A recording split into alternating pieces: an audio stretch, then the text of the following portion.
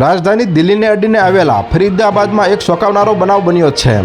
અહીં 12મા ધોરણમાં ભણતા એક વિદ્યાર્થીની કથિત ગોરક્ષકોએ ગોળી મારીને હત્યા કરી નાખી છે।